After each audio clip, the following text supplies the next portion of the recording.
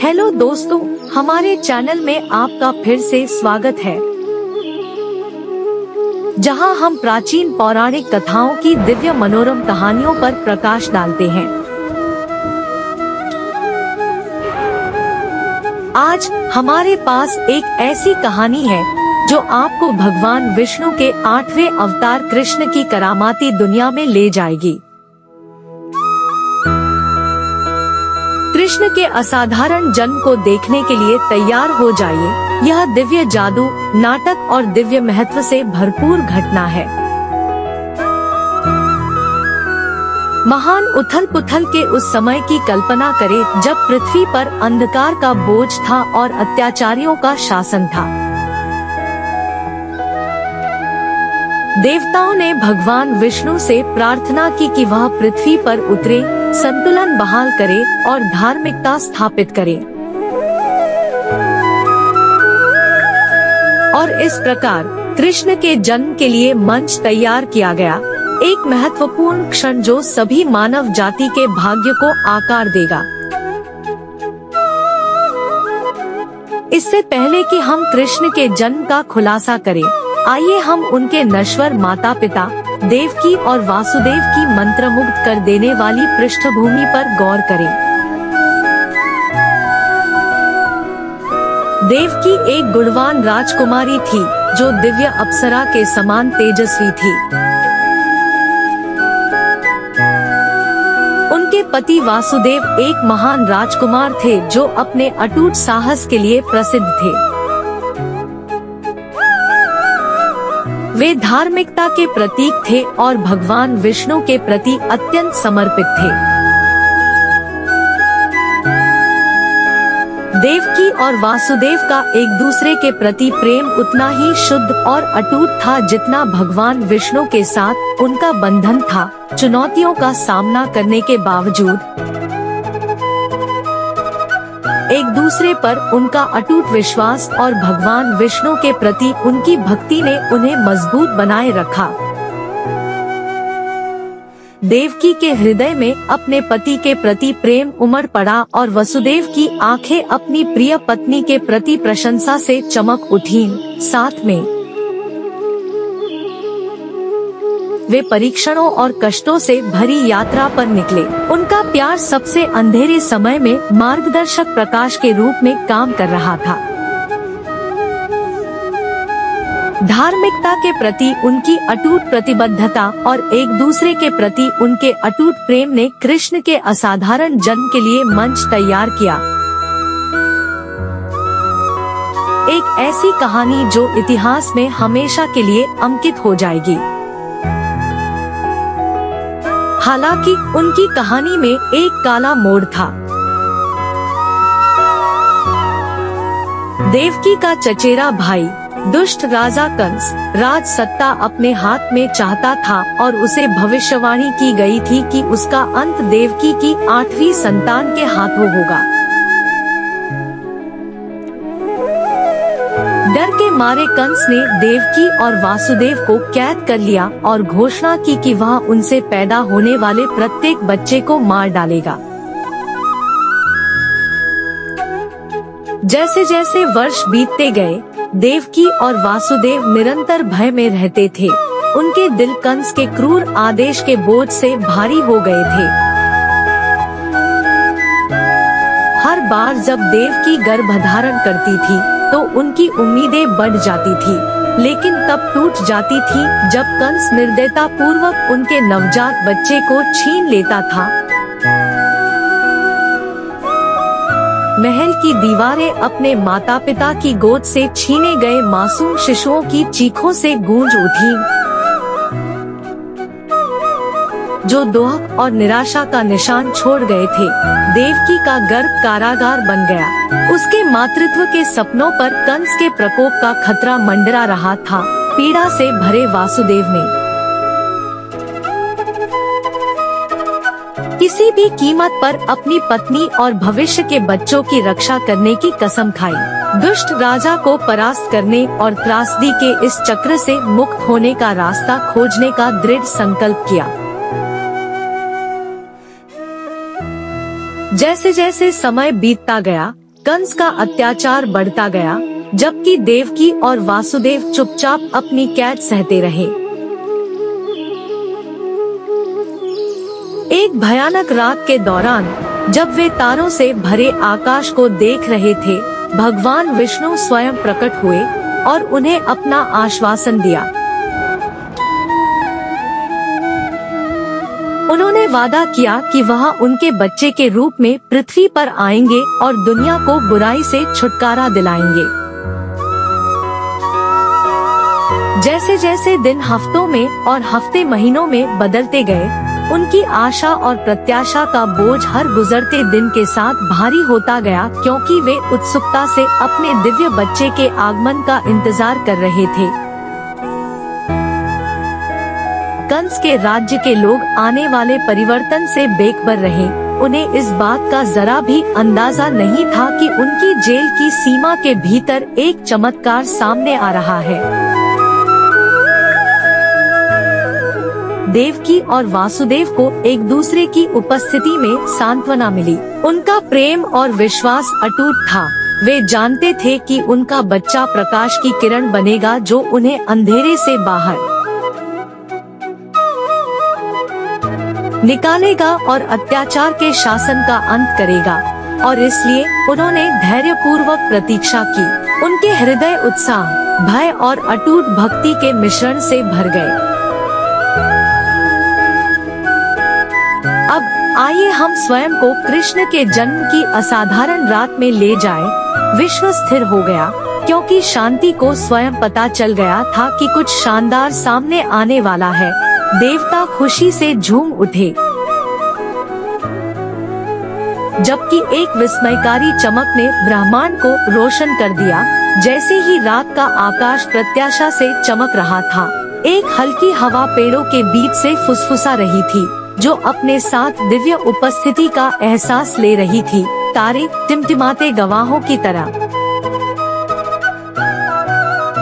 आकाश को सुशोभित करते हुए नीचे पृथ्वी पर एक नरम चमक बिखेर रहे थे। दूरी कहीं से पवित्र मंत्रों की ध्वनि हवा में भर गई, जो उन लोगों के धड़कते दिलों के साथ गूंज रही थी जो अपने प्रभु के दिव्य रूप के आगमन की प्रतीक्षा कर रहे थे। ऐसा लग रहा था जैसे समय ठहर गया हो, मानो उस महत्वपूर्ण अवसर के प्रति श्रद्धा में अपनी सांसें रोक रहा हो जो सामने आने वाला था। उज्जवल प्रकाश के विस्फोट में प्रेम और ज्ञान के अवतार कृष्ण ने दुनिया में अपना भव्य प्रवेश किया, जिसने इतिहास के पाठ्यक्रम को हमेशा के लिए बदल दिया।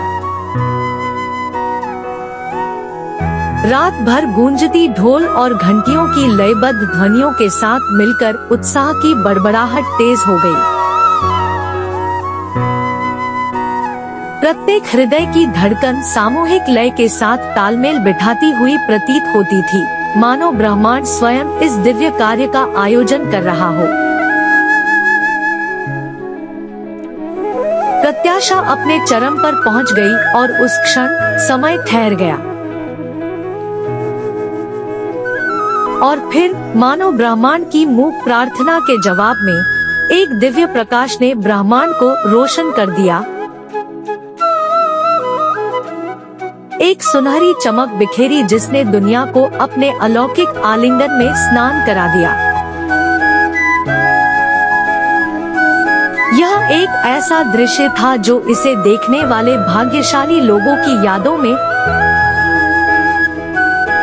हमेशा के लिए अंकित हो जाएगा। अपने प्रभु के दिव्य रूप के जन्म, प्रेम और ज्ञान का प्रतीक, जो मानवता को एक उज्जवल भविष्य की ओर मार्गदर्शन करने के लिए नियत है। जेल की कोठरी के मध्य में एक चमकदार रोशनी ने देवकी को घेर लिया, जो उसे शुभ घटना के लिए तैयार कर रही थी। अचानक वातावरण ईथर कंपन से स्पंदित हो गया और कमरा दिव्य संगीत से भर गया। जैसे ही दिव्य संगीत हवा में गूंजा, देवकी का शरीर एक अलौकिक चमक से चमक उठा। उसके चारों ओर की चमकदार रोशनी हर गुजरते पल के साथ उज्ज्वल और अधिक तीव्र होती जा रही थी,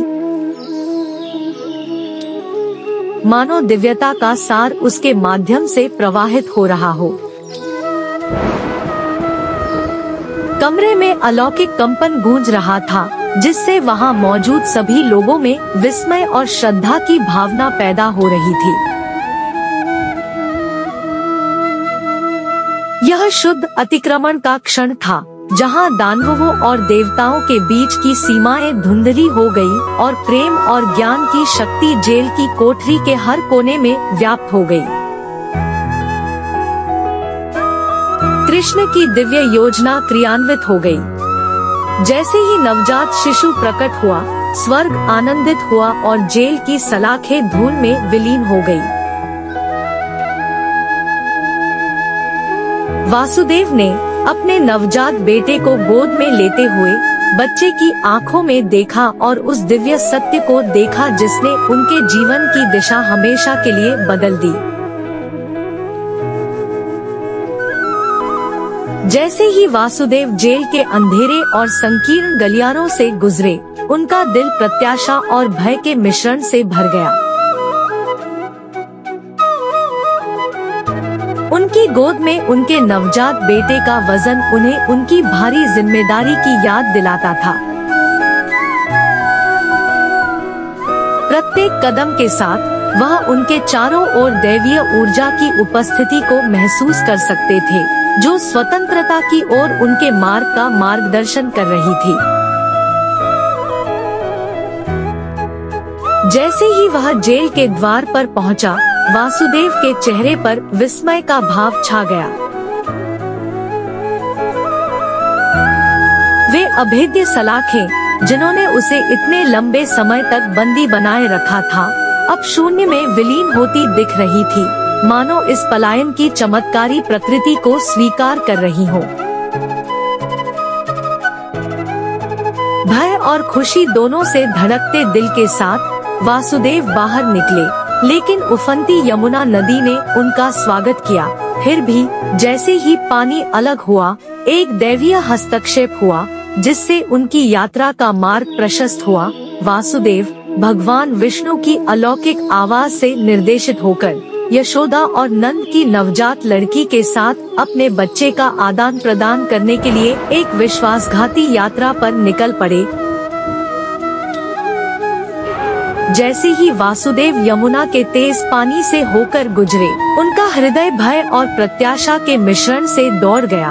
उनके द्वारा उठाया गया प्रत्येक कदम विष वास की एक छलांग की तरह महसूस होता था, जो केवल उनके कानों में गूंजती भगवान विष्णु की अलौकिक आवाज द्वारा निर्देशित था। नदी, जो एक समय एक विकराल बाधा थी, अब उसकी उपस्थिति के सामने झुकती हुई प्रतीत हो रही थी।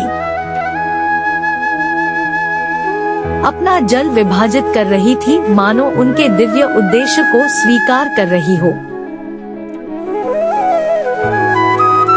हर गुजरते पल के साथ वासुदेव का दृढ़ संकल्प मजबूत होता गया, इस ज्ञान से प्रेरित होकर कि वह ब्रह्मांड के ब्रह्मांडीय संतुलन में एक महत्वपूर्ण भूमिका निभा रहे थे। जैसे ही वासुदेव शिशु कृष्ण के साथ यशोदा की कुटिया में पहुँचे, वहाँ एक ब्रह्मांडीय संतुलन खेल रहा था। दुनिया चमत्कार से अनभिज्ञ, अपने बीच में प्रकट होने वाले दिव्य नाटक से अनभिज्ञ होकर अपनी नींद में डूबी रही। जैसे जैसे कृष्ण यशोदा और नंद के प्रेमपूर्ण आलिंगन में बढ़ते गए, उनकी दिव्य उपस्थिति उनके हर कार्य से झलकने लगी। उनके चंचल स्वभाव और शरारती मुस्कान ने उनसे मिलने वाले सभी लोगों को खुशी दी।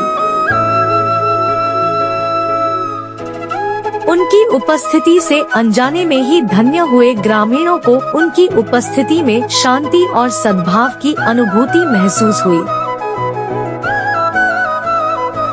उन्हें कम ही पता था कि इस असाधारण बच्चे के भीतर दुनिया को बदलने और मानवता को धार्मिकता के मार्ग पर ले जाने की शक्ति है। और इस प्रकार आकर्षक और दिव्य बालक कृष्ण, यशोदा और नंद के प्रेमपूर्ण आलिंगन में बड़े हुए। सभी को पता नहीं, इस शुभ जन्म और चमत्कारी परिवर्तन ने दिव्य ऊर्जा के आगमन को सुनिश्चित किया, जो मानव जाति के भाग्य को हमेशा के लिए बदल देगा। जैसे जैसे कृष्ण बड़े होते गए, उनका दिव्य स्वभाव सूक्ष्म तरीकों से प्रकट होने लगा। उनके पास एक सहज ज्ञान और करिश्मा था जो लोगों को उनकी ओर आकर्षित करता था और उन्हें उनकी उपस्थिति से आश्चर्यचकित कर देता था। उनके चंचल स्वभाव और शरारती मुस्कान ने उनसे मिलने वाले सभी लोगों को खुशी दी और उनके दयालु हृदय ने जरूरतमंद लोगों के जीवन को छू लिया।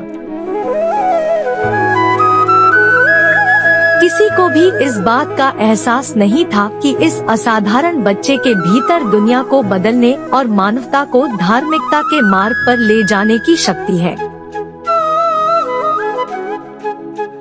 अविश्वसनीय रोमांचों को देखने के लिए हमारे अगले एपिसोड का इंतजार कीजिए, जो इस असाधारण बाल कृष्ण की प्रेम, शांति और धार्मिकता की शक्ति का इंतजार कर रहा था और जो लाखों लोगों को प्रेरित करने वाला था